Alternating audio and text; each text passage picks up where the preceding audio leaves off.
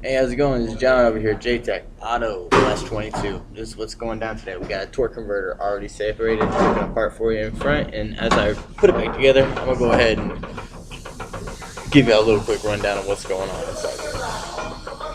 They call this a torque converter because it calls a couple different things. It actually does some torque multiplication, and it also creates your stall. So that way, when you're sitting at a red light, your vehicle doesn't just come to a dead stop and die and kill the motor. So this is basically a quick rundown of what's going on. First off, you have the front end of your converter here with the hub. That actually goes into our stand here, which is representing our pump or the front of the transmission. Alrighty. That also holds your impeller. This spins with the motor and helps turn all the juices and whatnot.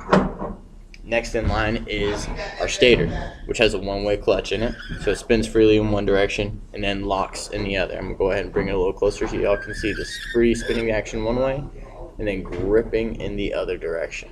Alrighty? And that's what's going to act as our stator. So, because as you line this in, this actually somewhat stays controlled to the unit. Next piece we have here is our impeller. That's our impeller. This is our other spinning component,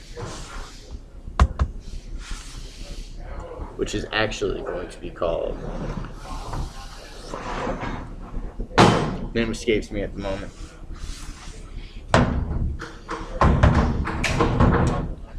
It's going to go on top of it like so. And it's going to act as the second fan blade that spins up against and creates our torque ratio. And this is our lockup component right here. Alrighty. This is what applies your torque converter lockup that gives us the 1:1 ratio. So that way, from the input of the transmission and the output of the motor are now locked together as one. It is applied through the fluid pressure that comes out of the very front nose of the input shaft on the transmission. Maybe assembled like so. It's a very tight fit. See how it just slides on, no a lot of free play.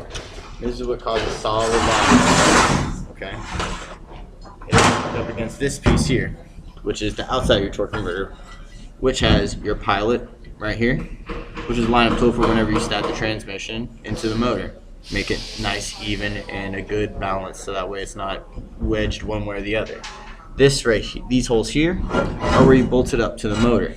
Or well, technically to the flex plate or flywheel, depending on what application. But that is what connects your transmission to your engine. Alright, and it would cover like so on top of your torque converter. Unlike in my little demonstration where it spins, this whole thing would actually be welded and would not poke the crap out of your finger and would actually be as one piece. So if I went to turn it, the whole assembly would turn itself. Alrighty, so just as a recap, rear of your torque converter, flywheel or flex plate depending on application, bolt holes, your pilot, your backing plate or your lockup section of your converter, since this is a lockup torque converter.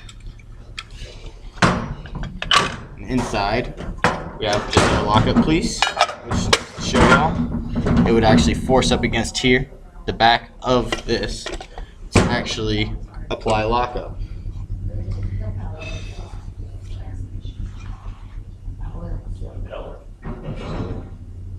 What's the other one? The other one is a lockup plate. There's an impeller, the stator, and what else? The body, or the impeller, stator.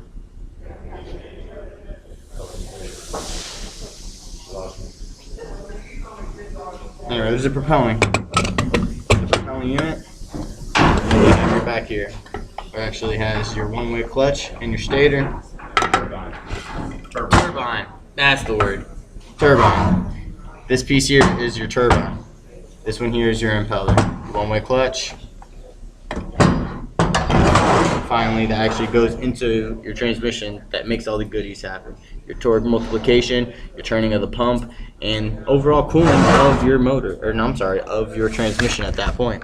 Well, hey, this was John with JTech. Remember, impeller, rotor, and turbine. Turbine's the magic word. Alright, have a good one, y'all.